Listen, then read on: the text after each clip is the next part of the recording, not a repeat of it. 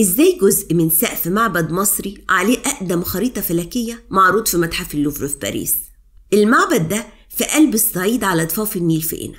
هل فعلا السقف اتسرق ولا كان هدية من محمد علي باشا للفرنساويين؟ معبد دندرة واحد من أكتر المعابد المصرية المحفوظة بحالة ممتازة.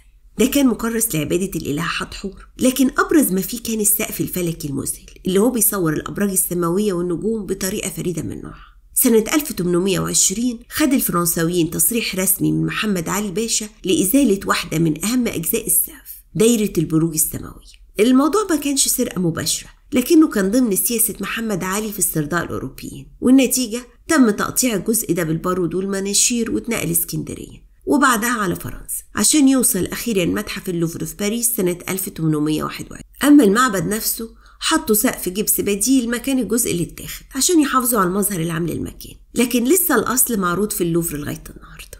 معبد دندرة لسه بيشهد على واحدة من أغرب قصص نقل الآثار في مصر. هل كان قرار محمد علي مجرد سياسة وقتها، ولا كان ممكن نحافظ على كنوزنا بشكل أفضل؟ اللي أكيد إن مصر عمرها ما نسيت تاريخها ولسه بتحاول تستعيد تراثها.